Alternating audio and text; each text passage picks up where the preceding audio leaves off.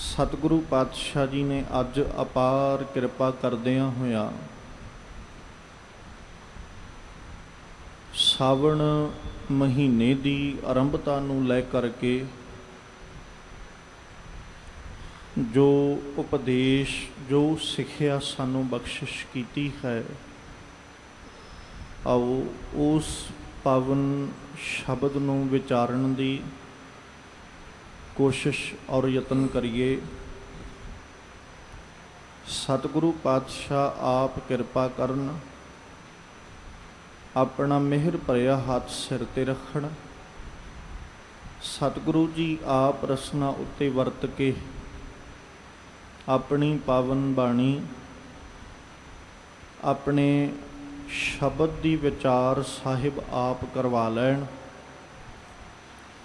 और आप सरबत संगत बख्शो असीस। कोई रस्मा वांझी ना रहे, दोवें हाथ जोड़ अपनियां मन और बिरतियां नूं एकाग्र करदियां लवाओ गुरु चरनां विच हाज़री। अदब सहित सरबत संगत मिल करके उचारण करो जी सतनाम श्री वाहिगुरु साहिब जी। एक बार फिर करो रसनावां पवित्र और मिल के आखो जी सतनाम श्री वाहिगुरु साहिब जी। वाहिगुरु साहिब जी।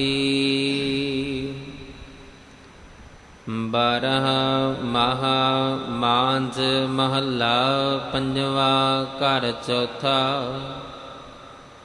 एक ओंकार सत गुर प्रसाद। सावण सरसी कामणी चरण कमल स्यों प्यार।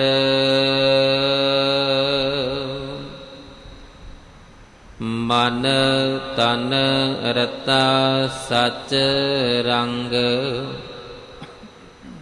इको नाम आधार।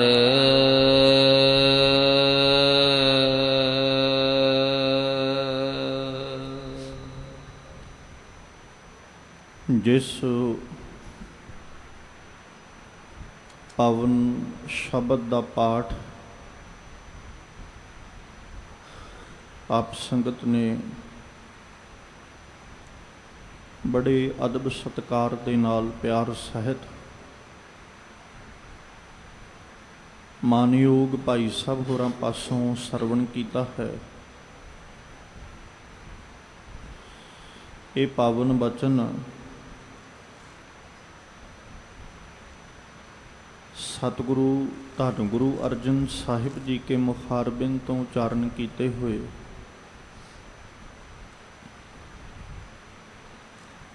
माध राग दे अंदर 12 माह बाणी दे सरले हेठ धन गुरु ग्रंथ साहिब पातशाह जी के पावन अंग 134 दे उपर सुभाईमान है।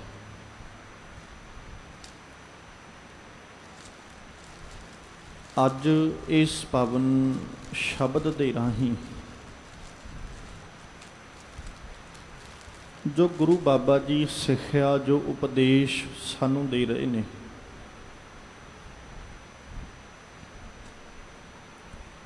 इहदे विच सतगुरु जी ने एक जीव इस्त्री की बात की।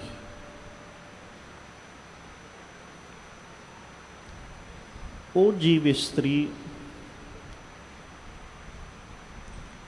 जिहड़ी अपने हिरदे दे विच अकाल पुरख परमेश्वर दे प्रति प्रेम प्यार और उहदे मिलाप दी जगियासा लैके बैठी है।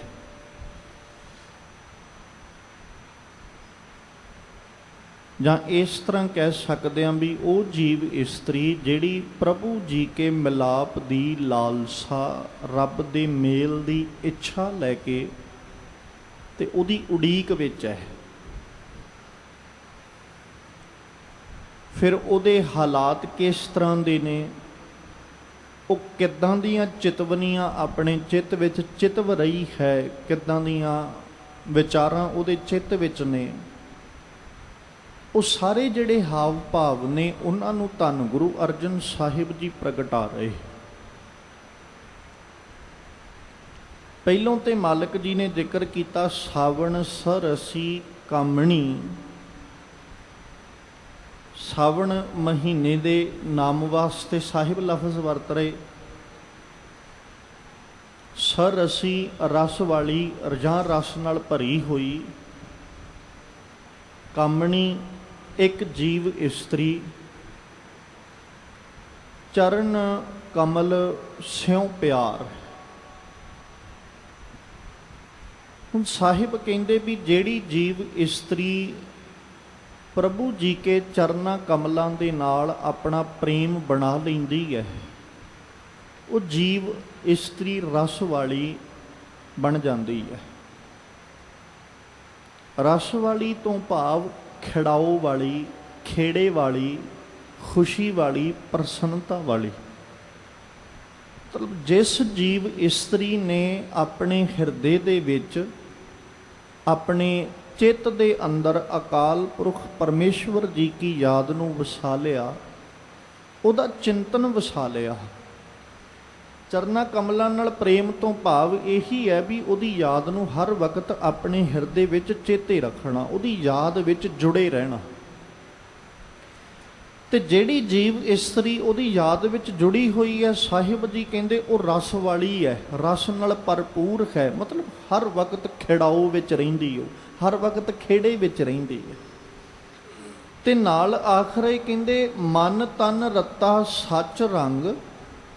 ਉਹਦਾ ਮਨ ਔਰ ਤਨ ਜਿਹੜਾ ਹੈ ਉਹ ਰੱਤਿਆ ਗਿਆ ਸੱਚ ਦੇ ਰੰਗ ਵਿੱਚ, ਮਤਲਬ ਅਕਾਲ ਪੁਰਖ ਪਰਮੇਸ਼ਵਰ ਦੇ ਰੰਗ ਵਿੱਚ, ਪ੍ਰੇਮ ਵਿੱਚ, ਪਿਆਰ ਵਿੱਚ। ਇੱਕੋ ਨਾਮ ਆਧਾਰ ਔਰ ਉਹਦੀ ਜ਼ਿੰਦਗੀ ਦਾ, ਉਹਦੇ ਜੀਵਨ ਦਾ ਜਿਹੜਾ ਆਧਾਰ ਹੈ, ਆਸਰਾ ਹੈ, ਉਹ ਕੇਵਲ ਇੱਕ ਪਰਮੇਸ਼ਵਰ ਦਾ ਨਾਮ ਬਣ ਗਿਆ। ਹੁਣ ਆਪਾਂ ਜਦੋਂ ਸੰਸਾਰਕ ਤੌਰ ਤੇ ਵੇਖਦੇ ਹਾਂ,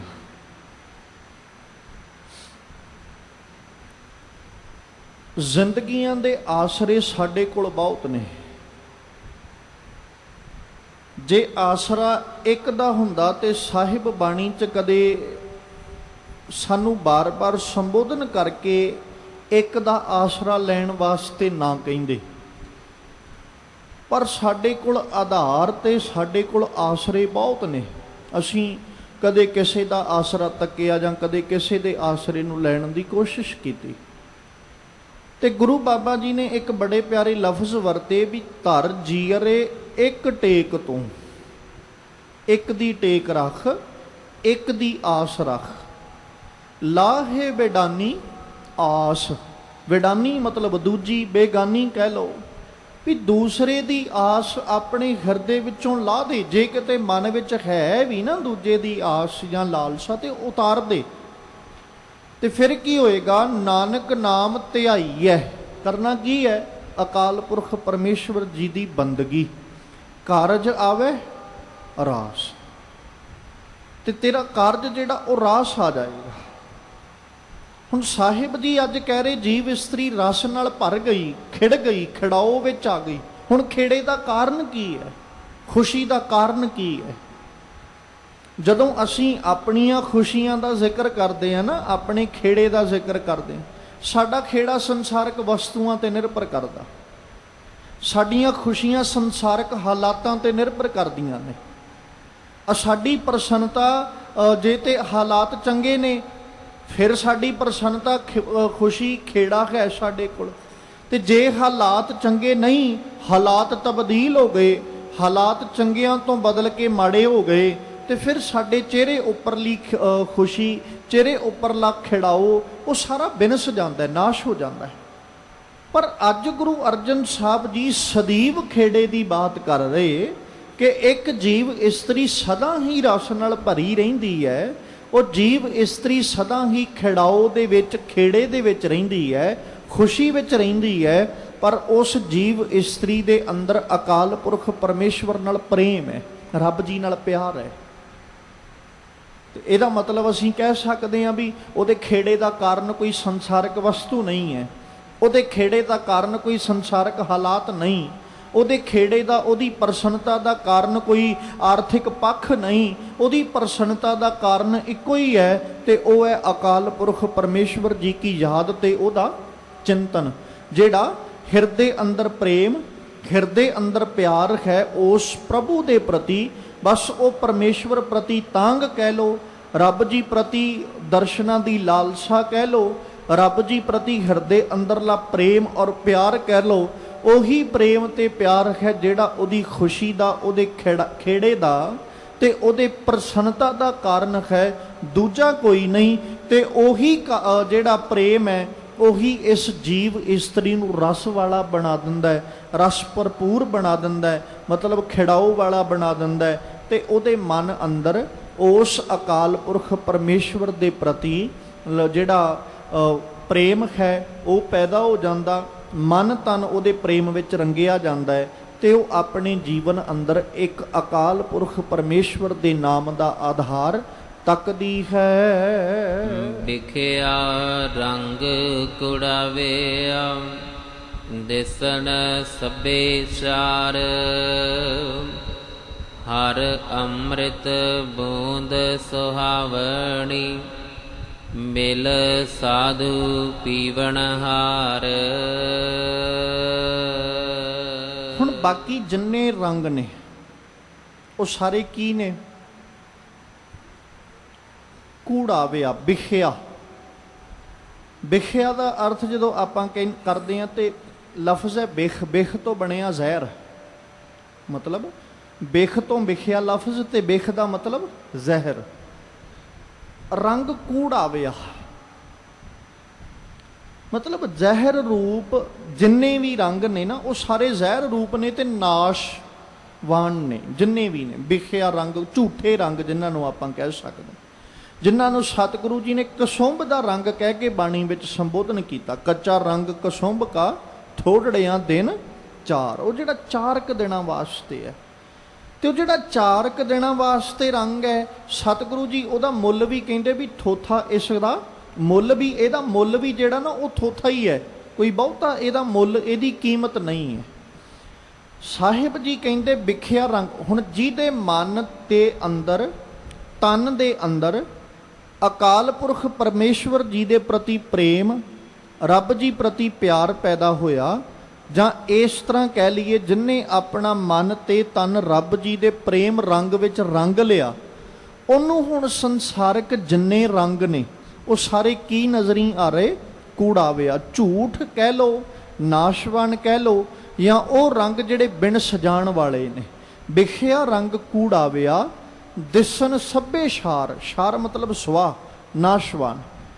ਇਸੇ ਚੀਜ਼ ਨੂੰ ਨਾ ਜੇ ਇਨਸਾਨ ਸਮਝੇ ਤੇ ਕਿਤੇ ਨਾ ਕਿਤੇ ਜਾ ਕੇ ਉਹ ਆਪ ਹੀ ਮਾਇਕ ਪਦਾਰਥਾਂ ਤੋਂ ਆਪਣਾ ਨਾਤਾ ਜਿਹੜਾ ਉਹਨੂੰ ਵੱਖਰਿਆਂ ਕਰ ਲੈਂਦਾ। ਅਜੇ ਤੱਕ ਤੇ ਜਿਵੇਂ ਆਪਾਂ ਸੰਸਾਰਿਕ ਤੌਰ ਤੇ ਵੇਖਦੇ ਹਾਂ ਵੀ ਕੋਈ ਵੀ ਰੰਗ ਜਾਂ ਕੋਈ ਵੀ ਵਸਤੂ ਜਿਹੜੀ ਉਹ ਸਾਨੂੰ ਛਾਰ ਨਜ਼ਰ ਹੀ ਨਹੀਂ ਆਈ, ਸਵਾਹ ਦਿਸੀ ਨਹੀਂ। ਸਾਨੂੰ ਹਰ ਵਸਤੂ, ਹਰ ਪਦਾਰਥ ਜਿਹੜਾ ਉਹ ਕੋਈ ਨਾ ਕੋਈ ਰਸ ਵਾਲਾ ਜਾਂ ਕੋਈ ਨਾ ਕੋਈ ਕਿਸੇ ਕਾਰਨ ਕਰਕੇ ਨਜ਼ਰ ਹੀ ਆ ਰਿਹਾ।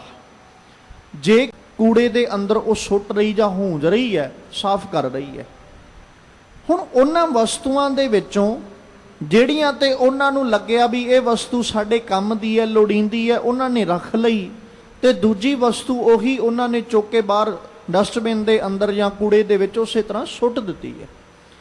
ਹੁਣ ਇਹ ਚੀਜ਼ਾਂ ਇਸ ਗੱਲ ਨੂੰ ਸਾਬਤ ਕਰਦੀਆਂ ਨੇ ਵੀ ਜਿਹੜੀ ਵਸਤੂ ਤੇ ਸਾਡੇ ਕੰਮ ਦੀ ਸਾਨੂੰ ਨਜ਼ਰ ਹੀ ਆਉਂਦੀ ਹੈ, ਅਸੀਂ ਉਹਦੇ ਨਾਲ ਤੇ ਲਗਾਵ ਬਹੁਤ ਰੱਖਦੇ ਹਾਂ, ਪਰ ਜਿਹੜੀ ਵਸਤੂ ਸਾਨੂੰ ਲੱਗਦਾ ਵੀ ਇਹ ਸਾਡੇ ਕੰਮ ਦੀ ਨਹੀਂ ਹੈ ਤੇ ਅਸੀਂ ਉਹਦੇ ਨਾਲ ਕਦੇ ਲਗਾਵ ਨਹੀਂ ਰੱਖਿਆ, ਉਹਨੂੰ ਹਮੇਸ਼ਾ ਅਸੀਂ ਤਿਆਗ ਦਿੰਦੇ ਹਾਂ। ਤੇ ਇਸੇ ਤਰ੍ਹਾਂ ਸਾਨੂੰ ਇਉਂ ਪ੍ਰਤੀਤ ਹੁੰਦਾ ਵੀ ਆ ਜਿਹੜੇ ਮਾਇਕ ਪਦਾਰਥ ਨੇ ਇਹ ਸਾਡੇ ਕੰਮ ਦੇ ਨੇ ਤੇ ਜਿਨ੍ਹਾਂ ਕਰਕੇ ਸਾਡਾ ਇਹਨਾਂ ਨਾਲ ਲਗਾਵ ਬਹੁਤ ਹੈ, ਸਾਡਾ ਇਹਨਾਂ ਨਾਲ ਪ੍ਰੇਮ ਬਹੁਤ ਹੈ। पर जिस दिन असीं ये समझांगे भी ये साडे काम दे नहीं, ये सगों सानू उलझाउण वाले ने ते उलझा करके भरमा करके सानू साडे परमेश्वर तो वखरियां कर देण वाले ने, जिस दिन असीं इस गल नूं समझांगे उस दिन इन्हां नाल लगाव नहीं बनेगा, उस दिन इन्हां नाल प्रेम नहीं रहेगा, उस दिन जीव इन्हां दा लगाव और इन्हां दे प्रेम नूं अपने आप ही त्याग दिंदा है।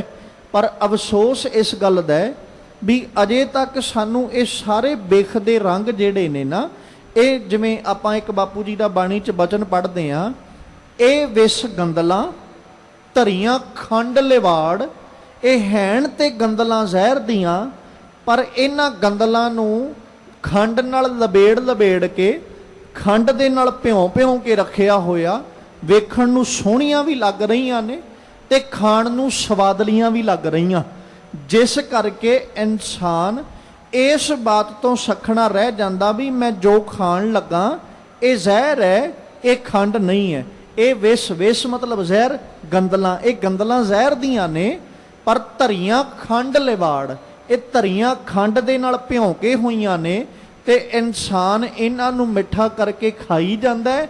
फिर बापू जी बाणी दे अंदर फैसला दिंदियां करदे, मिठा करके खाया कौड़ा उपजिया साध, जिन्हां नूं निता प्रति मिठियां करके खांदा रहा, मिठियां करके या मिठा जान के छकदा रहा, उही फिर कौड़ा जा मतलब बन के, रोग बन के कह लो या दुख तकलीफ बन के कह लो, वो अंदर फिर जदों उपजदा है, फिर खाधे हुए मिठे तो, खाधे हुए उस स्वादले पदार्थां तो इंसान अपना आपा पासे कर लैंदा, क्योंकि उही इहदे रोगां दा, उही इहदे दुखां दा कारण बन जांदा है। जिहड़ा इंसान जहर नूं निता प्रति मिठा समझ के खांदा रहे, सुभाविक जही बात है खाधी हुई जहर एक ना एक दिन अपना जिहड़ा रूप है वो जरूर विखाएगी, ते जिद्दण वो अपना रूप विखाउंदी है उस दिन इंसान नूं समझ आउंदी, सूझ आउंदी है। पर अफसोस उस दिन आई हुई समझ ते उस दिन आई हुई सोझी किसी काम दी नहीं रह जाती। उस दिन सिवाए पछतावे तो हथ विच कुछ नहीं, क्योंकि उस दिन पछतावा इसे गल दा है भी मैं जिन्नू रोज़ मिठा करके खांदा रहा, ये मिठा नहीं, ये जहर है, ते अज मेरे खाधे का नतीजा मेरे सामने है, जो मैं खाधा ਉਹਦਾ नतीजा मेरे सामने आया तो मैं अज दुख भोग रहा, या अज मैं सुखां तो कोहां दी दूरी बनाई है।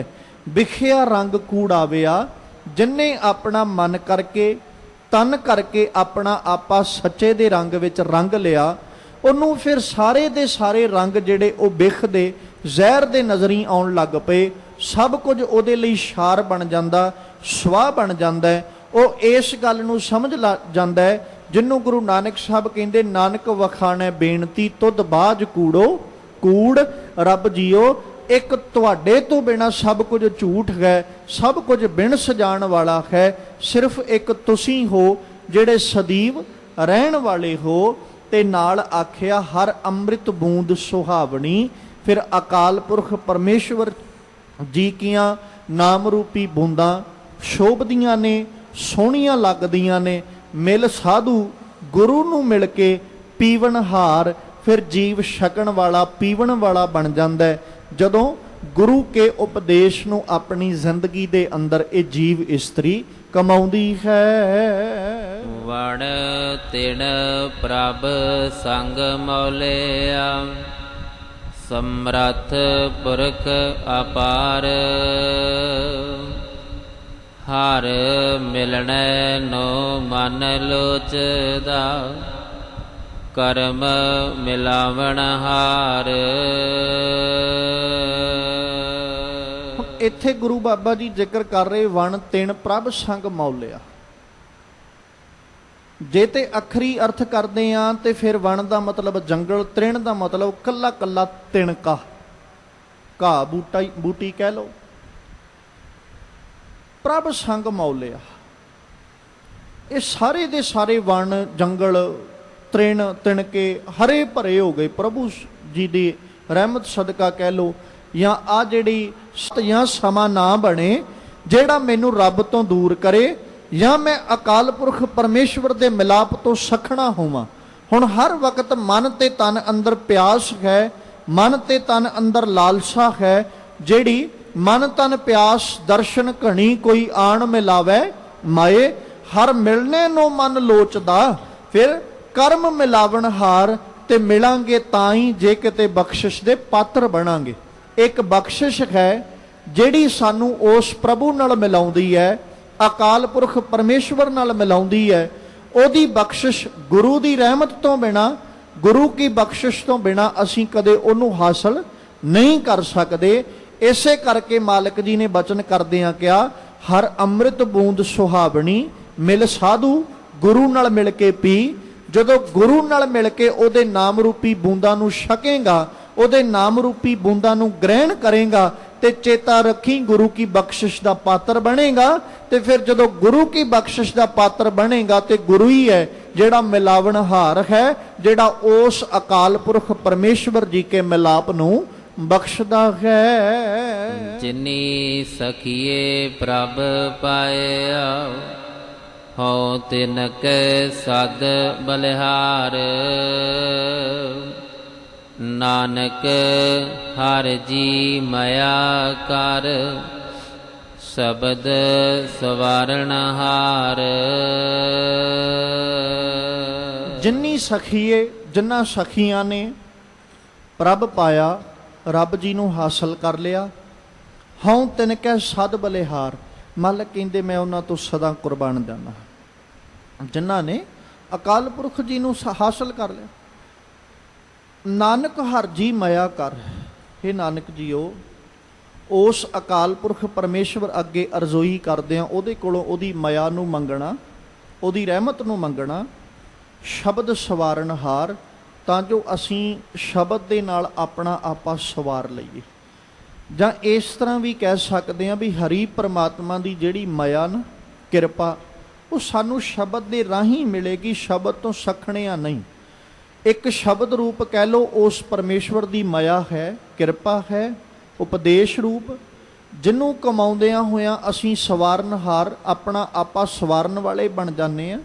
ਜਦੋਂ ਸ਼ਬਦ ਦੇ ਰਾਹੀਂ ਉਪਦੇਸ਼ ਅਸੀਂ ਗ੍ਰਹਿਣ ਕਰਦੇ ਹਾਂ, ਉਹ ਉਪਦੇਸ਼ ਸਾਡਾ ਆਪਣਾ ਆਪਾ ਸਵਾਰਨ ਦੇ ਕੰਮ ਆਉਂਦਾ, ਜਿਹਦੇ ਨਾਲ ਅਸੀਂ ਆਪਣਾ ਆਪਾ ਸਵਾਰ ਕੇ ਤੇ ਆਪਣੇ ਆਪੇ ਨੂੰ ਚੰਗੇ ਬਣਾ ਲੈਨੇ।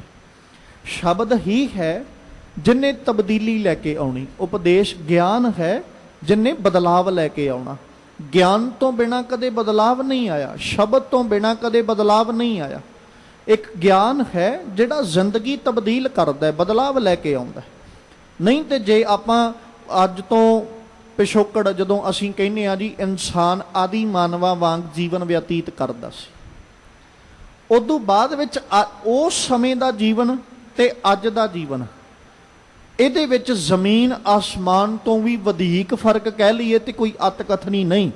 ਕਿਉਂਕਿ ਇੱਕ ਵੇਲਾ ਉਹ ਸੀ ਜਦੋਂ ਆਪਣੇ ਤਨ ਦੇ ਉੱਤੇ ਕੇਵਲ ਰੁੱਖ ਦੇ ਪੱਤੇ ਜਿਹੜੇ ਜਿਨ੍ਹਾਂ ਨਾਲ ਆਪਣੇ ਸਰੀਰ ਦਾ ਨੰਗੇਜ ਢਕਣਾ, ਜਾਂ ਜੰਗਲਾਂ ਵਿੱਚ ਰਹਿ ਕੇ ਆਪਣਾ ਜੀਵਨ ਬਤੀਤ ਕਰਨਾ,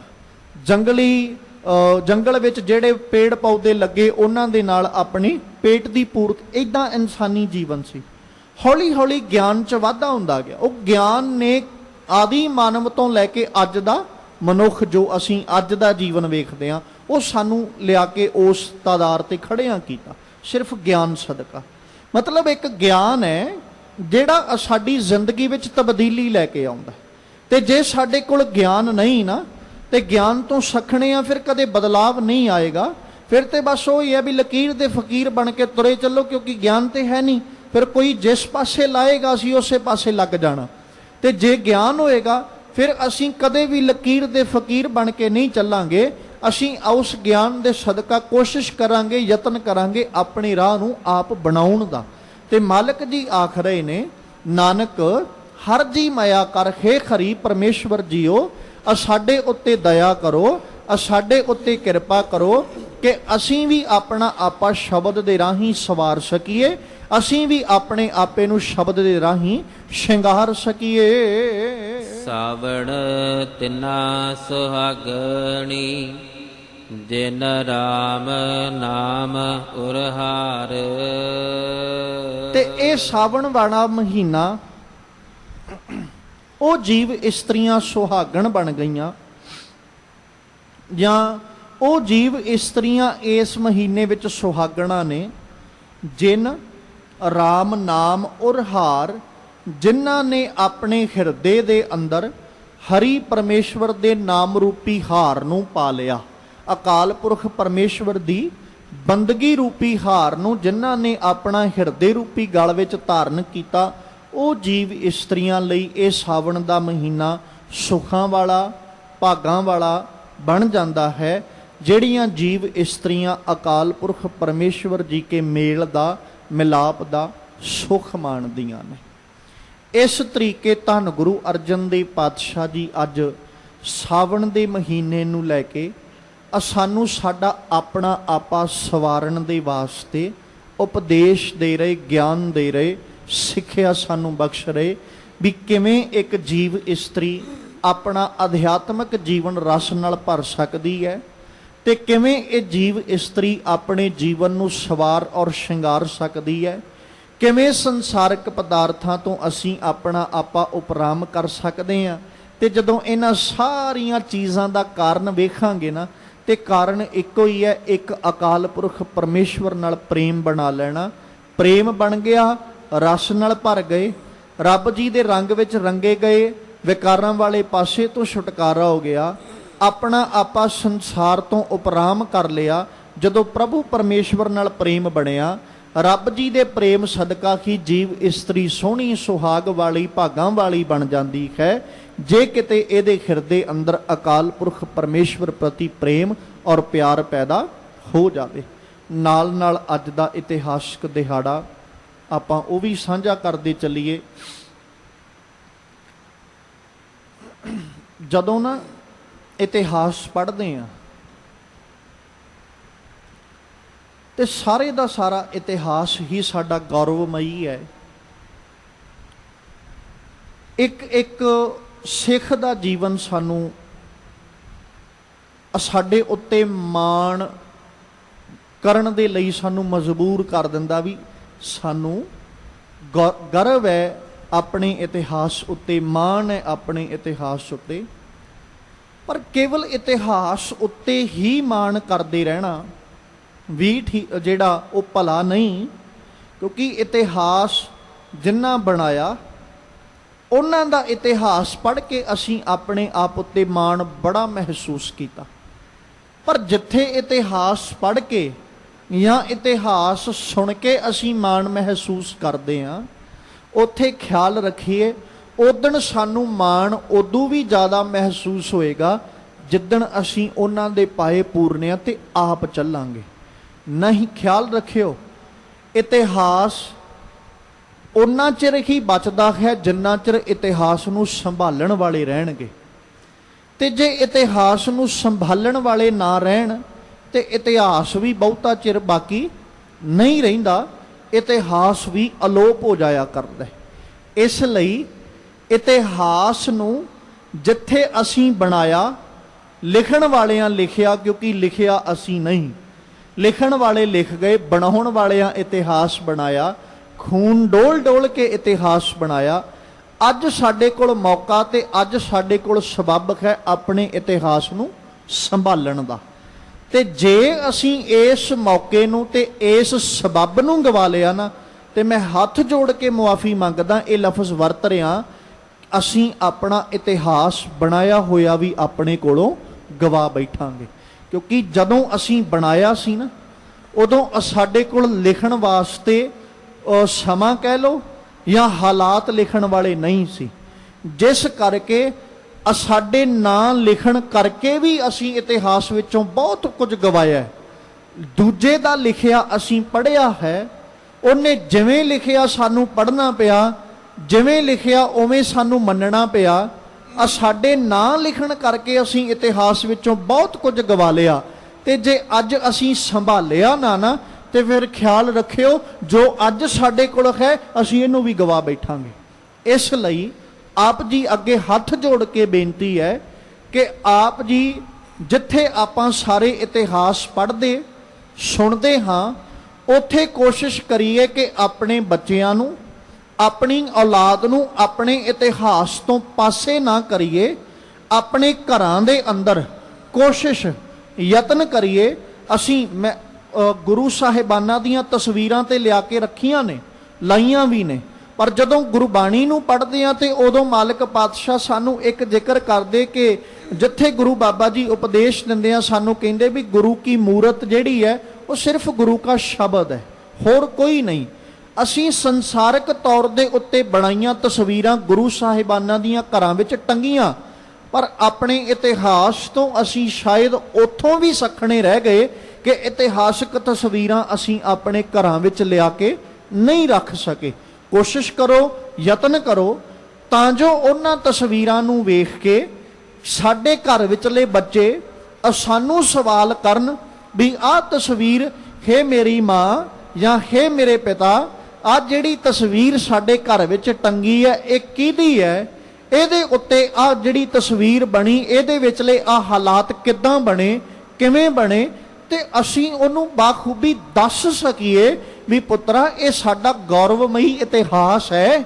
ਇਹ ਸਾਡੇ ਬਜ਼ੁਰਗ ਨੇ, ਜਿਨ੍ਹਾਂ ਬਜ਼ੁਰਗਾਂ ਨੇ ਆਪਣੇ ਸਰੀਰਾਂ ਉੱਤੇ ਤਸ਼ੱਦਦ ਝੱਲਦਿਆਂ, ਆਪਣੇ ਸਰੀਰਾਂ ਉੱਤੇ ਜ਼ੁਲਮ ਝੱਲਦਿਆਂ ਆਪਣੇ ਜੀਵਨ ਅੰਦਰ ਸਿੱਖੀ ਨੂੰ ਕੇਸਾਂ ਸਵਾਸਾਂ ਸੰਗ ਨਿਭਾਇਆ, ਤੇ ਉਹਨਾਂ ਨੇ ਸਿੱਖੀ ਦਾ ਤਿਆਗ ਨਹੀਂ ਕੀਤਾ, ਸਿੱਖੀ ਛੱਡੀ ਨਹੀਂ। ਉਹਨਾਂ ਨੂੰ ਲਾਲਚ ਵੀ ਬੜੇ ਦਿੱਤੇ, ਉਹਨਾਂ ਨੂੰ ਬੜੀ ਪ੍ਰਕਾਰ ਡਰਾਇਆ ਤੇ ਧਮਕਾਇਆ ਵੀ ਗਿਆ, ਪਰ ਉਹਨਾਂ ਨੇ ਰਤਾ ਮਾਤਰ ਵੀ ਆਪਣੇ ਮਨ ਵਿੱਚ ਡਰ ਨਹੀਂ ਲੈ ਕੇ ਆਂਦਾ। ਰਤਾ ਮਾਤਰ ਵੀ ਉਹ ਡਰੇ ਤੇ ਘਬਰਾਏ ਨਹੀਂ, ਸਗੋਂ ਹੱਸ ਕੇ ਡਟ ਕੇ ਵਿਰੋਧੀਆਂ ਦੇ ਜ਼ੁਲਮ ਅੱਗੇ ਖੜੋ ਗਏ, ਤੇ ਉਹਨਾਂ ਦਾ ਜ਼ੁਲਮ ਝੱਲਦਿਆਂ ਆਹ ਹਾਲਾਤ ਬਣੇ ਤੇ ਆਪਣੀ ਸਿੱਖੀ ਨੂੰ ਜੀਵਨਾਂ ਵਿੱਚ ਕਮਾ ਕੇ ਗਏ। ਮੈਂ ਇਹ ਬੇਨਤੀ ਤਾਂ ਕਰ ਰਿਹਾ, ਇਤਿਹਾਸਕ ਹਰ ਇੱਕ ਸ਼ਖਸੀਅਤ ਬੜੀ ਗੌਰਵਮਈ ਹੈ, ਪਰ ਕੁਝ ਕੁ ਸ਼ਖਸੀਅਤਾਂ ਜਿਨ੍ਹਾਂ ਨੂੰ ਅਕਸਰ ਆਪਾਂ ਵਿਚਾਰਦੇ ਹਾਂ, ਉਹਨਾਂ ਦਾ ਜਦੋਂ ਇਤਿਹਾਸ ਪੜ੍ਹਦੇ ਹਾਂ ਤੇ ਅਕਸਰ ਸਾਡੀ ਜ਼ੁਬਾਨ, ਸਾਡੇ ਨੇਤਰ ਵੈਰਾਗ ਪ੍ਰਗਟ ਕਰ ਉੱਠਦੇ ਨੇ ਵੀ ਕਿਵੇਂ ਇੰਨਾ ਤਸ਼ੱਦਦ ਤੇ ਇੰਨਾ ਜ਼ੁਲਮ ਚੱਲਿਆ, ਤੇ ਉਹਨਾਂ ਦੇ ਉਹ ਹਾਲਾਤ ਔਰ ਸਮੇਂ ਨੂੰ ਵੇਖ ਕੇ ਸਾਡਾ ਅੱਜ ਹਿਰਦਾ ਵਲੂੰਦਰਿਆ ਜਾਂਦਾ ਹੈ। ਤੇ ਖਿਆਲ ਕਰੋ ਜਿਨ੍ਹਾਂ ਨੇ ਉਹ ਸਮੇਂ ਤੇ ਹਾਲਾਤ ਆਪਣੇ ਤਨ ਉੱਤੇ ਹੰਡਾਏ, ਉਹਨਾਂ ਕਿਵੇਂ ਹੰਡਾਏ ਹੋਣਗੇ। ਅੱਜ ਭਾਈ ਤਾਰੂ ਸਿੰਘ ਜੀ ਦਾ ਸ਼ਹੀਦੀ ਦਿਹਾੜਾ ਹੈ, ਜਿਨ੍ਹਾਂ ਨੇ ਆਪਣੀ ਜੀਵਨ ਦੇ ਅੰਦਰ ਸਿੱਖੀ ਨੂੰ ਕੇਸਾਂ ਸਵਾਸਾਂ ਸੰਗ ਨਿਭਾਉਂਦਿਆਂ ਆਪਣਾ ਜੀਵਨ ਗੁਰੂ ਆਸ਼ੇ ਮੁਤਾਬਕ ਜਿਉਂਦਿਆਂ ਤੇ ਗੁਰੂ ਦੀ ਸਿੱਖੀ ਤੋਂ ਕੁਰਬਾਨ ਕੀਤਾ। ਹੁਣ ਖਿਆਲ ਕਰੋ, ਸੰਨ 1720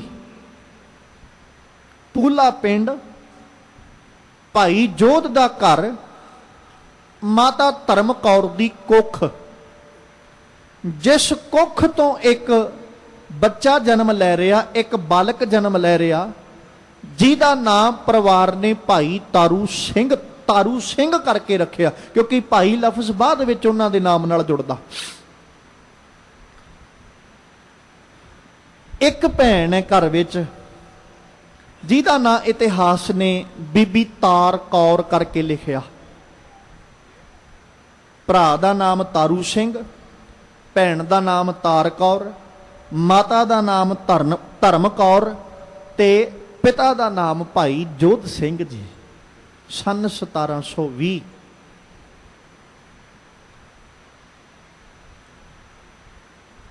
ਪਿਤਾ ਦੇ ਸੰਸਾਰ ਤੋਂ ਕੂਚ ਕਰ ਜਾਣ ਤੋਂ ਮਗਰੋਂ ਇਕੱਲੀ ਮਾਂ ਹੈ ਜਿਨਨੇ ਪਿਤਾ ਦਾ ਪ੍ਰੇਮ ਵੀ ਦਿੱਤਾ ਤੇ ਜਿਨਨੇ ਮਾਂ ਦਾ ਪਿਆਰ ਵੀ ਦਿੱਤਾ, ਕਿਉਂਕਿ ਪਰਵਰਿਸ਼ ਮਾਤਾ ਧਰਮ ਕੌਰ, ਬੀਬੀ ਧਰਮ ਕੌਰ, ਬੀਬੀ ਤਾਰ ਕੌਰ ਜੀ ਦੀ ਤੇ ਭਾਈ ਤਾਰੂ ਸਿੰਘ ਜੀ ਦੀ ਆਪ ਕਰਦੇ। ਪਰ ਬੈਠ ਕੇ ਸੋਚੀਏ ਨਾ ਕਦੇ, ਤੇ ਉਹ ਮਾਂ ਅੱਗੇ ਵੀ ਸਿਜਦਾ ਹੈ, ਲੱਖਾਂ ਵਾਰ ਸਿਜਦਾ, ਕਿ ਜਿਨਨੇ ਹਰ ਹਾਲਾਤ ਤੇ ਹਰ ਸਮੇਂ ਨੂੰ, ਹਰ ਦੁੱਖ ਤੇ ਤਕਲੀਫ ਨੂੰ ਹੰਡਾਉਂਦਿਆਂ ਆਪਣੇ ਦੋਵਾਂ ਬੱਚਿਆਂ ਦੇ ਨਾ ਰਗ ਰਗ ਦੇ ਵਿੱਚ ਸਿੱਖੀ ਭਰੀ, ਇੱਕ ਇੱਕ ਲਹੂ ਦੇ ਕਤਰੇ ਵਿੱਚ ਸਿੱਖੀ ਭਰੀ। ਹਾਲਾਤ ਕੋਈ ਵੀ ਸੀ, ਕਿਉਂਕਿ ਇਤਿਹਾਸ ਗਵਾਹੀ ਭਰਦਾ ਹੈ ਕਿ ਮਾਂ ਲੋਕਾਂ ਦੇ ਘਰਾਂ ਵਿੱਚ ਜਾ ਕੇ ਲੋਕਾਂ ਦੇ ਘਰਾਂ ਦੀ ਸਫਾਈ ਕਰਦਿਆਂ ਹੋਇਆਂ, ਲੋਕਾਂ ਦੇ ਘਰਾਂ ਦੇ ਬਰਤਨ ਮਾਂਜਦਿਆਂ ਹੋਇਆਂ ਆਪਣੇ ਬੱਚਿਆਂ ਦੀ ਪਰਵਰਿਸ਼ ਕਰਦੀ। ਇਤਿਹਾਸ ਗਵਾਹੀ ਭਰਦਾ ਇਸ ਗੱਲ ਦੀ। ਫਿਰ ਵੀ ਮਾਂ ਨੇ ਆਪਣੀ ਔਲਾਦ ਨੂੰ ਸਿੱਖੀ ਤੋਂ ਦੂਰ ਨਹੀਂ ਹੋਣ ਦਿੱਤਾ। ਸਿੱਖੀ ਤੋਂ ਦੂਰ ਹੋਣ ਦਾ ਤੇ ਬੜੀ ਦੂਰ ਦੀ ਗੱਲ ਹੈ ਵੀ ਉਹਨਾਂ ਦੇ ਰਗ ਰਗ ਵਿੱਚ ਸਿੱਖੀ ਏਦਾਂ ਭਰੀ ਵੀ ਜੇ ਕਿਸੇ ਨੇ ਦੂਰ ਕਰਨਾ ਵੀ ਚਾਹਿਆ ਨਾ ਤੇ ਉਹ ਦੂਰ ਨਹੀਂ ਕਰ ਸਕਿਆ। ਸਿੱਖੀ ਤੋਂ ਸਖਣਿਆ ਨਹੀਂ ਰੱਖ ਸਕੀ ਉਹਨਾਂ ਨੂੰ, ਉਹ ਸਿੱਖੀ ਤੋਂ ਸਖਣਿਆ ਨਹੀਂ ਕਰ ਸਕੇ। ਬੜੀ ਕੋਸ਼ਿਸ਼ ਕੀਤੀ। ਭਾਈ ਤਾਰੂ ਸਿੰਘ ਜੀ ਦੇ ਹਿਰਦੇ 'ਚ ਸਿੱਖੀ ਨਾਲ ਬੜਾ ਪ੍ਰੇਮ, ਬੜਾ ਪਿਆਰ ਮਾਂ ਨੇ ਪੈਦਾ ਕੀਤਾ। ਇਸੇ ਤਰ੍ਹਾਂ ਭੈਣ ਦੇ ਹਿਰਦੇ ਵਿੱਚ ਵੀ ਹੈ। ਭਾਈ ਤਾਰੂ ਸਿੰਘ ਛੋਟੇ ਨੇ, ਭੈਣ ਵੱਡੇ ਨੇ। ਦੋਵੇਂ ਜਦੋਂ ਬੱਚੀ ਵੀ ਸੁਰਤ ਸੰਭਾਲ ਲੈਂਦੀ ਹੈ, ਇਤਿਹਾਸਕਾਰਾਂ ਨੇ ਇਸ ਗੱਲ ਦਾ ਵੀ ਜ਼ਿਕਰ ਕੀਤਾ, ਫਿਰ ਮਾਂ ਨਾਲ ਨਾ ਰਲ ਕੇ ਤੇ ਲੋਕਾਂ ਦੇ ਘਰਾਂ 'ਚ ਜਾ ਕੇ ਖੇਸ ਬੁਣਨੇ, ਲੋਕਾਂ ਦੇ ਘਰਾਂ 'ਚ ਜਾ ਕੇ ਪ੍ਰਸ਼ਾਦੇ ਪਕਾ ਕੇ ਆਉਣੇ, ਲੋਕਾਂ ਦੇ ਘਰਾਂ 'ਚ ਜਾ ਕੇ ਸਾਫ਼ ਸਫਾਈ ਕਰਕੇ ਆਉਣੀ। ਦੋਵਾਂ ਮਾਵਾਂ ਧੀਆਂ ਨੇ ਚਲੇ ਜਾਣਾ। ਪੁੱਤਰ ਨੇ ਹੋਸ਼ ਸੰਭਾਲ ਲਈ, ਉਹਨੇ ਮਗਰੋਂ ਸਾਰਾ ਖੇਤੀਬਾੜੀ ਦਾ ਕਿੱਤਾ ਸਾਂਭ ਲਿਆ, ਉਹਨੇ ਖੇਤੀਬਾੜੀ ਕਰਨੀ। ਤੇ ਜਿਹੜਾ ਸਿੱਖੀ ਪ੍ਰਤੀ ਪ੍ਰੇਮ ਸੀ, ਪਿਆਰ ਸੀ, ਉਹ ਤੇ ਮਾਂ ਨੇ ਭਰਿਆ ਹੀ ਇਸ ਢੰਗ ਨਾਲ ਹੈ ਵੀ ਉਹਦੇ ਤੋਂ ਸਖਣੇ ਨਹੀਂ ਹੋਏ, ਪਾਸੇ ਨਹੀਂ ਕਰ ਸਕੇ ਆਪਣਾ ਆਪ। 1720 ਵਿੱਚ ਜਨਮ ਹੋਇਆ।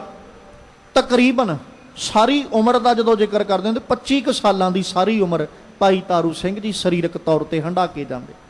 ਪਰ ਜੋਬਨ ਹੈ, ਪਰ ਜਵਾਨੀ ਹੈ। ਜਿੱਥੇ ਜਾ ਕੇ ਮਾਵਾਂ ਅੱਜ ਦੇ ਹਾਲਾਤਾਂ ਅਨੁਸਾਰ ਆਪਣੇ ਪੁੱਤਰਾਂ ਨੂੰ ਬੁੱਕਲਾਂ 'ਚ ਲਕੋ ਲੈਂਦੀਆਂ ਨੇ ਵੀ ਪੁੱਤਰ ਨੂੰ ਕਿਤੇ ਤੱਤੀ ਹਵਾ ਨਾ ਲੱਗੇ।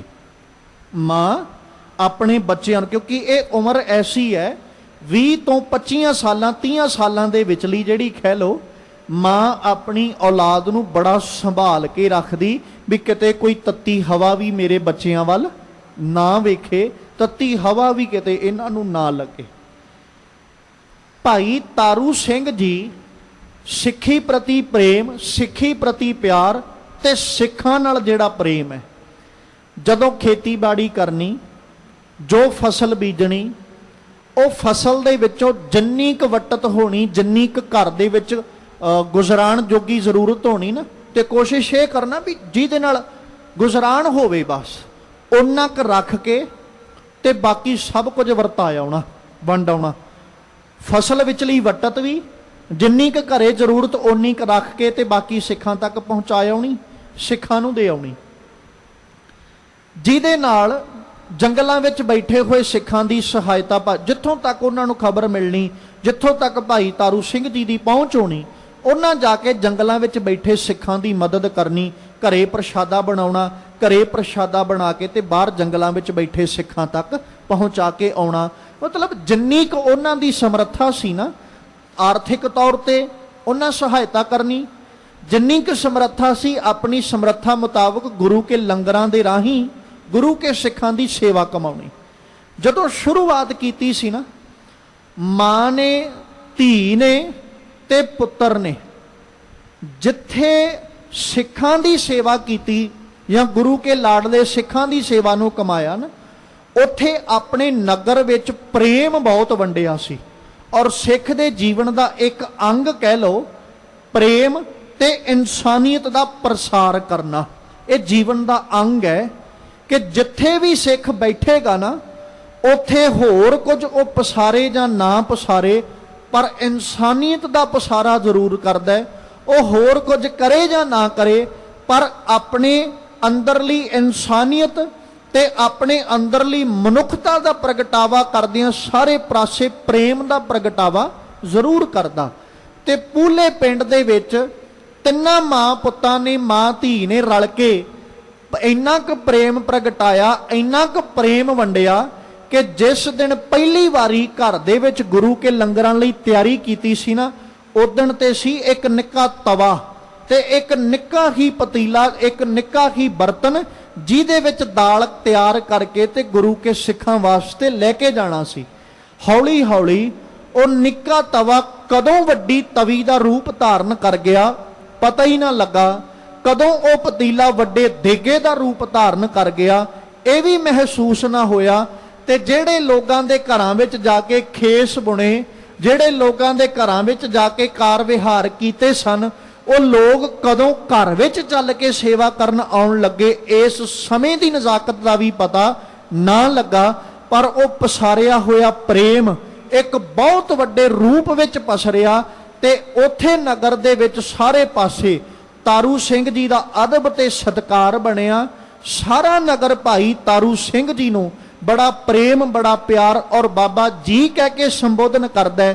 ਫਿਰ ਉਹਨਾਂ ਨੇ ਆਪ ਆਪਣੇ ਹੱਥੀਂ ਸਾਰੇ ਨਗਰ ਨੇ ਆ ਕੇ ਨਾਲੇ ਤੇ ਤਾਰੂ ਸਿੰਘ ਜੀ ਦੇ ਗ੍ਰਹਿ ਵਿਖੇ ਲੰਗਰਾਂ ਦੀ ਸੇਵਾ ਕਰਨੀ, ਪ੍ਰਸ਼ਾਦਾ ਤਿਆਰ ਕਰਨਾ, ਦੇਗੇ ਦਾਲਾਂ ਤਿਆਰ ਕਰਨੀ, ਜਿਹੜੇ ਵਸਤਰ ਘਰਾਂ ਵਿੱਚ ਹੋਣੇ ਲੈ ਆਉਣੇ, ਤਾਂ ਜੋ ਸਿੱਖਾਂ ਤੱਕ ਸਮੇਂ ਦੀ ਔਰ ਮੌਸਮ ਦੀ ਨਜ਼ਾਕਤ ਨੂੰ ਵੇਖਦਿਆਂ ਉਹ ਸਾਰਾ ਕੁਝ ਪਹੁੰਚਾਇਆ ਜਾ ਸਕੇ।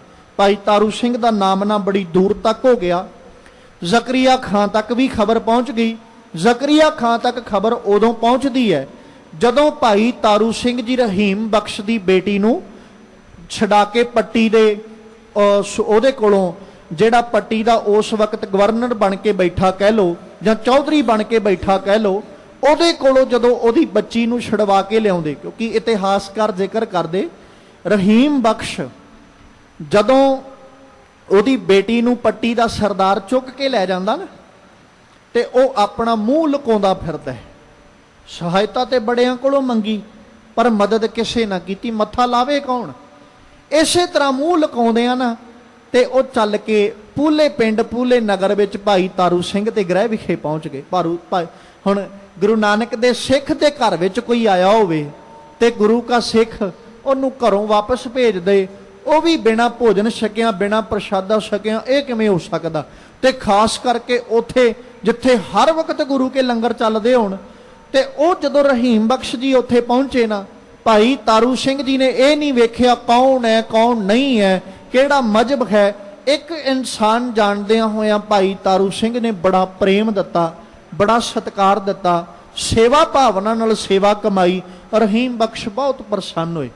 ਉਹਨਾਂ ਨੇ ਚਿੱਤ ਕਰਕੇ ਆਪਣੇ ਮਨ ਅੰਦਰ ਮਹਿਸੂਸ ਕੀਤਾ ਵੀ ਆਹ ਲੱਗਦਾ ਗੁਰੂ ਕਾ ਲਾਡਲਾ, ਗੁਰੂ ਕਾ ਸਿੱਖ, ਜਿਹੜਾ ਸ਼ਾਇਦ ਮੇਰੇ ਦੁੱਖ ਵਿੱਚ ਮੇਰੀ ਕੋਈ ਸਹਾਇਤਾ ਕਰੇ, ਮੇਰੀ ਮਦਦ ਕਰ ਸਕੇ। ਉਹ ਆਪਣਾ ਮੂੰਹ ਲੁਕਾਉਂਦਾ ਫਿਰਦਾ ਸੀ, ਪਰ ਭਾਈ ਤਾਰੂ ਸਿੰਘ ਦੇ ਸਾਹਮਣੇ ਰਹੀਮ ਬਖਸ਼ ਆਪ ਜਾ ਕੇ ਆਪਣੇ ਦੁੱਖ ਦਾ ਪ੍ਰਗਟਾਵਾ ਕਰਦੇ ਵੀ ਮੈਨੂੰ ਆਹ ਤਕਲੀਫ ਹੈ, ਮੇਰੀ ਬੱਚੀ ਨੂੰ, ਮੇਰੀ ਬੇਟੀ ਨੂੰ ਉਹ ਜਿਹੜਾ ਪੱਟੀ ਦਾ ਸਰਦਾਰ ਹੈ ਉਹ ਚੁੱਕ ਕੇ ਲੈ ਗਿਆ ਤੇ ਮੈਂ ਆਪਣੀ ਬੱਚੀ ਦੇ ਛਡਾਉਣ ਵਾਸਤੇ ਬੜਿਆਂ ਕੋਲ ਫਰਿਆਦ ਕੀਤੀ ਪਰ ਕਿਸੇ ਮੇਰੀ ਮਦਦ ਨਾ ਕੀਤੀ। ਭਾਈ ਤਾਰੂ ਸਿੰਘ ਨੇ ਹਾਮੀ ਭਰੀ, ਹਾਮੀ ਭਰ ਕੇ ਉਸ ਪੱਟੀ ਦੇ ਸਰਦਾਰ ਕੋਲੋਂ ਰਹੀਮ ਬਖਸ਼ ਦੀ ਬੱਚੀ ਨੂੰ ਛੁਡਾ ਕੇ ਲਿਆਂਦਾ। ਇੱਜ਼ਤ ਨਾਲ, ਮਾਣ ਨਾਲ, ਸਨਮਾਨ ਨਾਲ ਰਹੀਮ ਬਖਸ਼ ਨੂੰ ਉਹਦੀ ਬੱਚੀ ਜਿਹੜੀ ਉਹ ਦਿੱਤੀ ਗਈ। ਉਹ ਬੜਾ ਪ੍ਰਸੰਨ ਹੁੰਦਾ ਤੇ ਗੁਰੂ ਕੇ ਸਿੱਖ ਦੇ ਉਹ ਗੁਣ ਗਾਉਂਦਾ। ਉਦੋਂ ਬਾਅਦ ਵਿੱਚ ਜ਼ਕਰੀਆ ਖਾਂ ਤੱਕ ਇਹ ਸਾਰੀ ਵਾਰਤਾ ਭਾਈ ਤਾਰੂ ਸਿੰਘ ਦੀ ਪਹੁੰਚਦੀ ਹੈ ਕਿ ਭਾਈ ਤਾਰੂ ਸਿੰਘ ਹੈ, ਕਿਉਂਕਿ ਉਸ ਵਕਤ ਜ਼ਕਰੀਆ ਖਾਂ ਇੱਕ ਹੋਕਾ ਦੇ ਚੁੱਕਾ ਹੈ, ਪਿੰਡਾਂ ਦੇ ਵਿੱਚ, ਨਗਰਾਂ ਦੇ ਵਿੱਚ ਜਿੱਥੇ ਵੀ ਸਿੱਖ ਨਜ਼ਰ ਆਉਣ ਉੱਥੇ ਉਹਨਾਂ ਨੂੰ ਮੌਤ ਦੇ ਘਾਟ ਉਤਾਰ ਦਿੱਤਾ ਜਾਏ। ਜਿਸ ਕਰਕੇ ਫੌਜ ਜਿਹੜੀ ਹੈ ਸਰਕਾਰੀ, ਉਹ ਹਰ ਪਾਸੇ ਪਿੰਡਾਂ ਦੇ ਵਿੱਚ ਗਸ਼ਤ ਕਰਦੀ ਫਿਰਦੀ ਹੈ ਕਿ ਜਿੱਥੇ ਵੀ ਸਿੱਖ ਨਜ਼ਰ ਆਵੇ ਅਸੀਂ ਉਹਨਾਂ ਨੂੰ ਮੌਤ ਦੇ ਘਾਟ ਉਤਾਰੀਏ। ਤੇ ਪੂਲੇ ਪਿੰਡ ਦੇ ਵਿੱਚ ਭਾਈ ਤਾਰੂ ਸਿੰਘ ਜੀ ਨੇ ਜਿਹੜੇ ਸਿੱਖੀ ਦੇ ਰੂਪ ਵਿੱਚ ਆਪਣਾ ਜੀਵਨ ਬਤੀਤ ਕਰ ਰਹੇ, ਸਿੱਖ ਦੇ ਰੂਪ ਵਿੱਚ, ਤੇ ਸਾਰਾ ਪਿੰਡ ਉਹਨਾਂ ਦੇ ਨਾਲ ਖੜੋਤਾ। ਜਿਸ ਕਰਕੇ ਪੂਲੇ ਪਿੰਡ ਵਿੱਚ ਕੋਈ ਸਿਪਾਹੀ ਜਾਂ ਕੋਈ ਵੀ ਫੌਜ ਦਾ ਆਦਮੀ ਨਹੀਂ ਸੀ ਆ ਸਕਦਾ, ਕਿਉਂਕਿ ਪਿੰਡ ਵਿੱਚੋਂ ਕਿਸੇ ਵੀ ਖਬਰ ਬਾਹਰ ਨਹੀਂ ਸੀ ਨਿਕਲਣ ਦਿੱਤੀ ਵੀ ਸਾਡੇ ਪਿੰਡ ਵਿੱਚ ਵੀ ਇੱਕ ਸਿੱਖ ਰਹਿੰਦਾ, ਕਿਉਂਕਿ ਪਿੰਡ ਵਾਲਿਆਂ ਦਾ ਭਾਈ ਤਾਰੂ ਸਿੰਘ ਨਾਲ ਪ੍ਰੇਮ ਬਹੁਤ ਹੈ। ਪਰ ਜਦੋਂ ਚੁਗਲੀ ਕਰਨ ਵਾਲੇ ਚੁਗਲੀ ਕੀਤੀ, ਫਿਰ ਜ਼ਕਰੀਆ ਖਾਂ ਆਪਣੇ ਸਿਪਾਹੀਆਂ ਦਾ ਇੱਕ ਦਸਤਾ ਜਿਹੜਾ ਨਾ ਉਹ ਭਾਈ ਤਾਰੂ ਸਿੰਘ ਦੇ ਘਰੇ ਭੇਜਦਾ। ਜਦੋਂ ਉਹ ਸਿਪਾਹੀਆਂ ਦਾ ਦਸਤਾ, ਫੌਜੀਆਂ ਦਾ ਦਸਤਾ ਭਾਈ ਤਾਰੂ ਸਿੰਘ ਜੀ ਦੇ ਗ੍ਰਹਿ ਵਿਖੇ ਪਹੁੰਚਿਆ ਨਾ, ਤੇ ਇਤਿਹਾਸਕਾਰ ਜ਼ਿਕਰ ਕਰਦੇ ਵੀ ਭਾਈ ਤਾਰੂ ਸਿੰਘ ਉਦੋਂ ਸਿੱਖਾਂ ਵਾਸਤੇ ਭੋਜਨ ਲੈ ਕੇ ਤੇ ਜੰਗਲਾਂ 'ਚ ਗਏ ਹੋਏ। ਘਰੇ ਪਹੁੰਚੇ, ਜਾ ਕੇ ਆਵਾਜ਼ ਮਾਰੀ ਤੇ ਅੱਗੋਂ ਬੀਬੀ ਧਰਮ ਕੌਰ ਜੀ ਨੇ ਆ ਕੇ ਸਿਪਾਹੀਆਂ ਨਾਲ ਬਾਤਚੀਤ ਕੀਤੀ।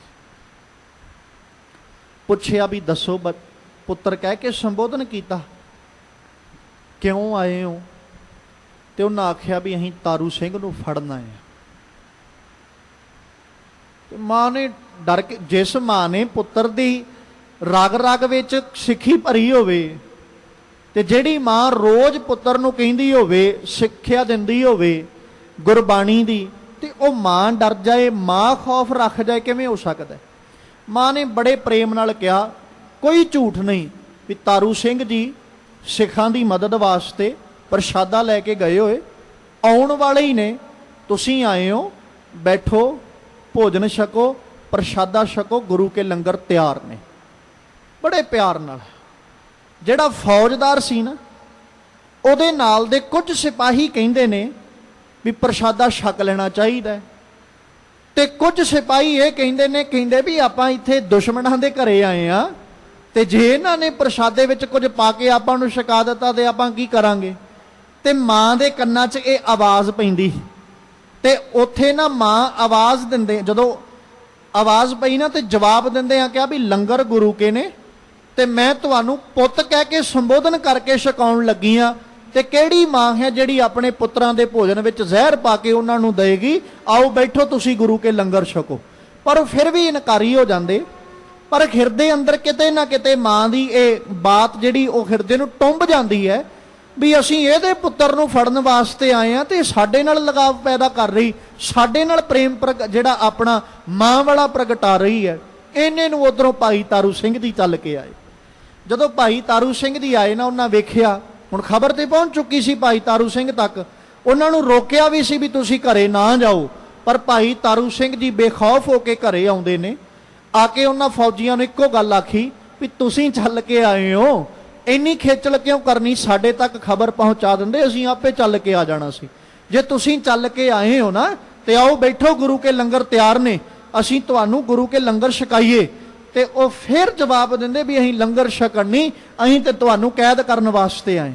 ਜਿੱਥੇ ਭਾਈ ਤਾਰੂ ਸਿੰਘ ਨੂੰ ਫੜਿਆ, ਭਾਈ ਤਾਰੂ ਸਿੰਘ ਜੀ ਦੇ ਨਾਲ ਨਾਲ ਉਹਨਾਂ ਨੇ ਮਾਤਾ ਧਰਮ ਕੌਰ ਤੇ ਬੀਬੀ ਤਾਰ ਕੌਰ ਮਤਲਬ ਉਹਨਾਂ ਦੇ ਭੈਣ ਜੀ ਭਾਈ ਤਾਰੂ ਸਿੰਘ, ਉਹਨਾਂ ਨੂੰ ਵੀ ਫੜਿਆ। ਪਰ ਪਿੰਡ ਦੇ ਜ਼ੋਰ ਅੱਗੇ, ਪਿੰਡ ਦੇ ਏਕੇ ਅੱਗੇ ਕਿਸੇ ਵੀ ਸਿਪਾਹੀ ਦਾ ਕੋਈ ਬਲ ਨਾ ਚੱਲਿਆ, ਤੇ ਉਹਨਾਂ ਨੇ ਨਾ ਤੇ ਮਾਤਾ ਧਰਮ ਕੌਰ ਜੀ ਨੂੰ ਲਿਜਾਣ ਦਿੱਤਾ ਤੇ ਨਾ ਹੀ ਬੀਬੀ ਤਾਰ ਕੌਰ ਜੀ ਨੂੰ।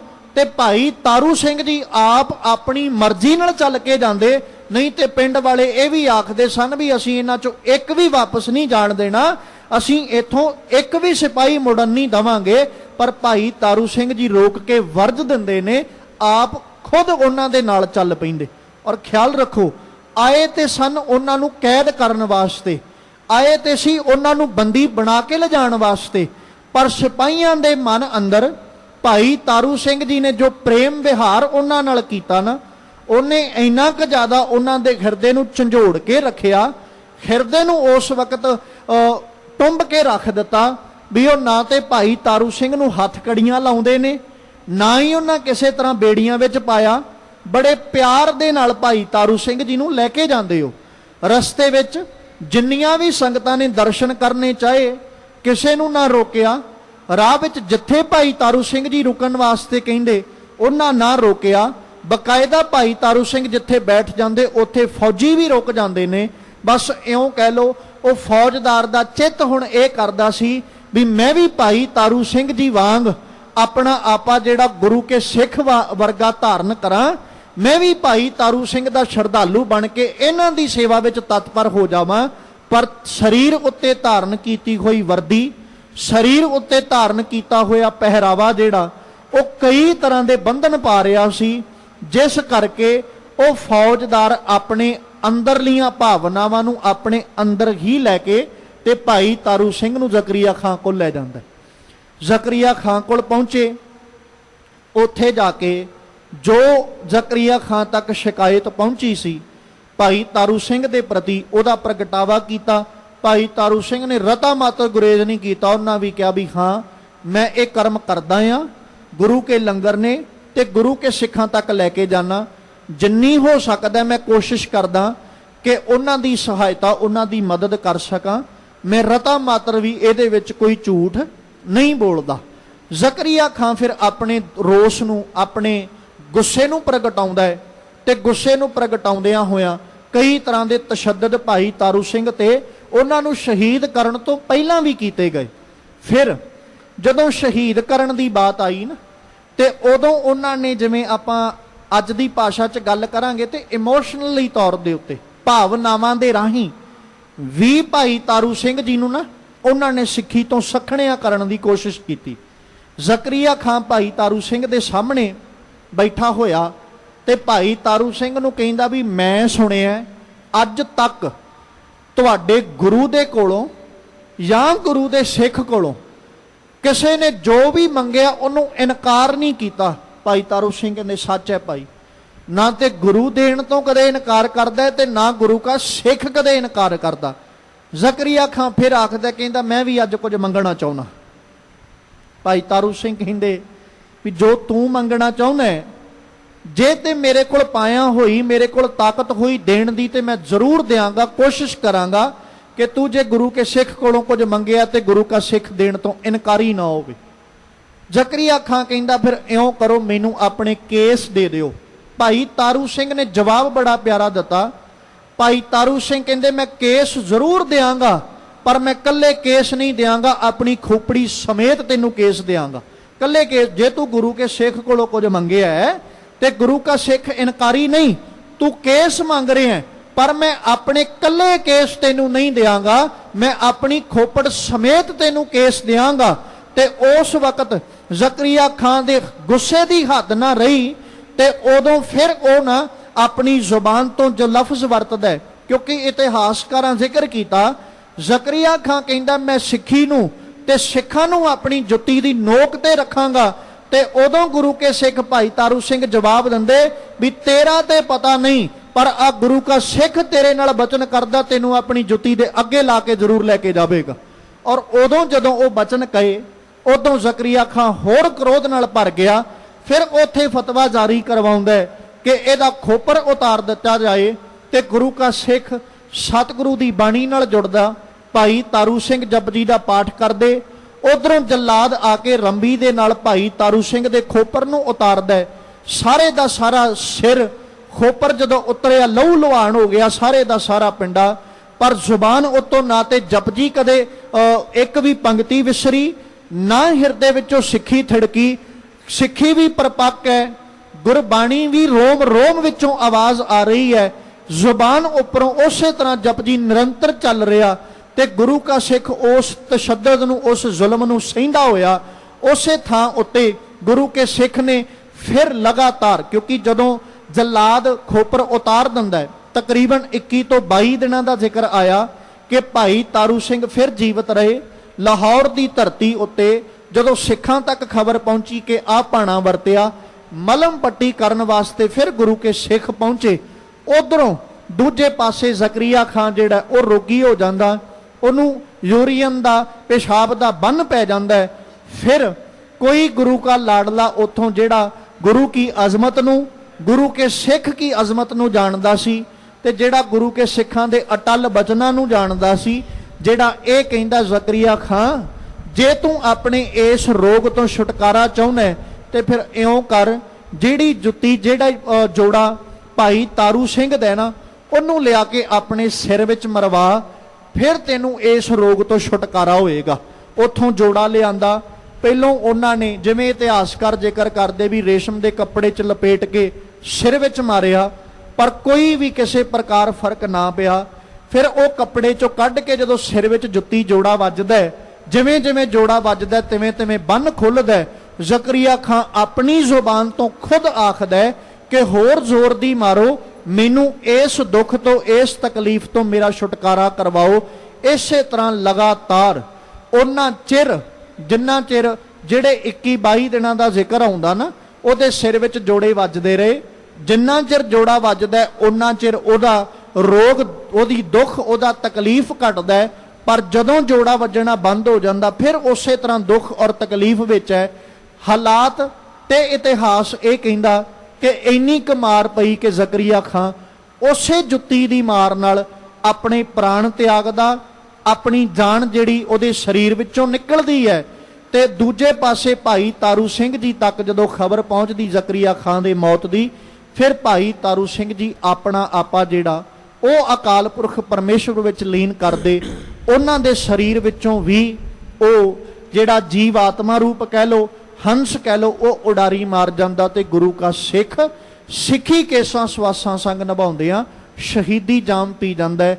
ਤੇ ਸਾਡੇ ਲਈ ਪੂਰਨੇ ਪਾ ਜਾਂਦਾ ਹੈ ਕਿ ਆਹ ਗੁਰੂ ਕੀ ਦਾਤ, ਗੁਰੂ ਕੀ ਮੋਹਰ ਹੈ, ਜਿਹਨੂੰ ਅਸੀਂ ਸਿਰਫ, ਖਿਮਾ ਕਰਿਓ ਮੈਂ ਲਫ਼ਜ਼ ਵਰਤ ਰਿਹਾ, ਇੱਕ ਵਾਲ ਕਹਿ ਕੇ ਸੰਬੋਧਨ ਕਰ ਦਿੰਨੇ ਆ। ਇਹ ਵਾਲ ਨਹੀਂ, ਕੇਸ ਗੁਰੂ ਕੀ ਮੋਹਰ ਨੇ, ਗੁਰੂ ਕੀ ਵਡਮੁੱਲੀ ਦਾਤ ਨੇ।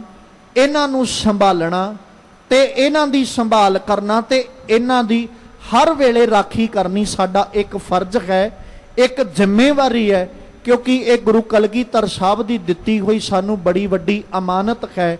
ਤੇ ਇਸ ਅਮਾਨਤ ਵਿੱਚ ਖਿਆਨਤ ਪਾਉਣਾ ਸਾਡਾ ਜਿਹੜਾ ਉਹ ਕਰਮ ਨਹੀਂ, ਸਾਡਾ ਫਰਜ਼ ਹੈ ਇਸ ਦਿੱਤੀ ਹੋਈ ਬਖਸ਼ੀ ਹੋਈ ਅਮਾਨਤ ਨੂੰ ਸੰਭਾਲ ਕੇ ਰੱਖਣਾ ਤੇ ਇਸ ਅਮਾਨਤ ਨੂੰ ਅਸੀਂ ਉਸੇ ਤਰ੍ਹਾਂ ਸਾਂਭੀਏ ਜਿਵੇਂ ਧੰਨ ਗੁਰੂ ਕਲਗੀਧਰ ਸਾਹਿਬ ਨੇ ਬੜੇ ਪ੍ਰੇਮ ਔਰ ਪਿਆਰ ਨਾਲ ਸਾਡੀ ਝੋਲੀ ਵਿੱਚ ਇਹ ਅਮਾਨਤ ਪਾਈ ਹੈ। ਗੁਰੂ ਕੇ ਸਿੱਖ ਆਪਣਾ ਆਪਾ ਕੁਰਬਾਨ ਕਰ ਗਏ ਪਰ ਸਿੱਖੀ ਤੋਂ ਮੁੱਖ ਨਹੀਂ ਮੋੜਿਆ।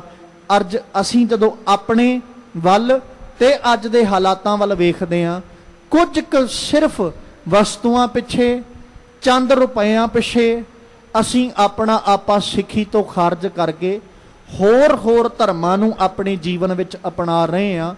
ਮੈਂ ਇਹ ਨਹੀਂ ਕਹਿੰਦਾ ਕਿ ਧਰਮ ਕੋਈ ਚੰਗਾ ਜਾਂ ਕੋਈ ਮਾੜਾ, ਹਰ ਇੱਕ ਮਜ਼ਹਬ ਚੰਗਾ ਹੈ, ਕਿਸੇ ਨਾਲ ਕੋਈ ਵੈਰ ਨਹੀਂ। ਹਰ ਇੱਕ ਜੀਵ ਨੂੰ ਆਪਣਾ ਮਜ਼ਹਬ, ਆਪਣਾ ਧਰਮ ਪਿਆਰਾ, ਪਰ ਸਿੱਖਾ ਆਪਣੇ ਵੱਲ ਝਾਤ ਮਾਰ ਕੇ ਵੇਖ, ਆਪਣੇ ਇਤਿਹਾਸ ਵੱਲ ਕਦੇ ਝਾਤ ਮਾਰ ਕੇ ਵੇਖ। ਅਸੀਂ ਉਸ ਇਤਿਹਾਸ ਦੇ ਵਾਰਸ ਹਾਂ, ਅਸੀਂ ਉਸ ਵਿਰਾਸਤ, ਉਸ ਖਜ਼ਾਨੇ ਦੇ ਵਾਰਸ ਹਾਂ ਜਿਹਦੇ ਵਿੱਚ ਮੌਤ ਪ੍ਰਵਾਨ ਤੇ ਹੈ, ਜਿਹਦੇ ਅੰਦਰ ਆਪਣਾ ਆਪਾ ਕੁਰਬਾਨ ਕਰਨਾ ਤੇ ਪ੍ਰਵਾਨ ਹੈ, ਪਰ ਸਿੱਖੀ ਤੋਂ ਬੇਮੁਖ ਹੋਣਾ ਨਹੀਂ। ਇਸ ਲਈ ਕੋਸ਼ਿਸ਼ ਕਰੀਏ, ਯਤਨ ਕਰੀਏ, ਉਹਨਾਂ ਗੁਰਸਿੱਖਾਂ ਦੇ ਪਾਏ ਪੂਰਨਿਆਂ ਤੇ ਚੱਲ ਸਕੀਏ ਤੇ ਮਾਲਕ ਅੱਗੇ ਹਰ ਵਕਤ ਅਰਦਾਸ ਕਰਦੇ ਰਿਹਾ ਕਰੀਏ ਕਿ ਸਤਿਗੁਰੂ ਜੀਓ, ਜਿੱਥੇ ਆਪ ਜੀ ਨੇ ਜੀਵਨ ਬਖਸ਼ਿਆ ਰਹਿਮਤ ਕਰੋ। ਜਿਨ੍ਹਾਂ ਕੋਲ ਸਿੱਖੀ ਦੀ ਦਾਤ ਹੈ ਉਹ ਗੁਰੂ ਅੱਗੇ ਅਰਦਾਸ ਕਰੀਏ ਵੀ ਮਾਲਕ ਜੀਓ ਸਿੱਖੀ ਕੇਸਾਂ ਸਵਾਸਾਂ ਸੰਗ ਨਿਭ ਜਾਏ, ਤੇ ਜਿਹੜੇ ਅਜੇ ਤੱਕ ਇਹਦੇ ਤੋਂ ਸਖਣੇ ਨੇ ਉਹ ਗੁਰੂ ਅੱਗੇ ਅਰਦਾਸ ਕਰੀਏ ਮਾਲਕ ਜੀ ਸਾਡੀ ਝੋਲੀ ਵਿੱਚ ਵੀ ਇਹ ਦਾਤ ਪਾਓ ਤਾਂ ਜੋ ਅਸੀਂ ਵੀ ਆਪਣੇ ਜੀਵਨ ਵਿੱਚ ਸਿੱਖੀ ਕੇਸਾਂ ਸਵਾਸਾਂ ਸੰਗ ਨਿਭਾ ਸਕੀਏ, ਤਾਂ ਜੋ ਸਾਡੇ ਵੀ ਇਹ ਲੋਕ ਸੁਖੀਏ ਪਰਲੋਕ ਸੁਹੇਲੇ, ਨਾਨਕ ਹਰ ਪ੍ਰਭ ਆਪੇ ਮੇਲੇ। ਹੋਈਆਂ ਬੇਅੰਤ ਪ੍ਰਕਾਰ ਦੀਆਂ ਭੁੱਲਾਂ ਦੀ ਖਿਮਾ ਬਖਸ਼ਣੀ। ਆਓ ਸਤਿਗੁਰੂ ਜੀ ਕੇ ਪਾਵਨ ਬਚਨ ਹਿਰਦੇ ਵਿੱਚ ਵਸਾ ਲਈਏ। ਨਾਨਕ ਹਰਿ ਜੀ ਮਾਇਆ ਕਰ, ਸ਼ਬਦ ਸਵਾਰਨ ਹਾਰ। ਸਾਵਣ ਤਿਨਾ ਸੁਹਾਗਣੀ, ਜਿਨ ਰਾਮ ਨਾਮ ਉਰਹਾਰ। ਵਾਹਿਗੁਰੂ ਜੀ ਕਾ ਖਾਲਸਾ, ਵਾਹਿਗੁਰੂ ਜੀ ਕੀ ਫਤਿਹ।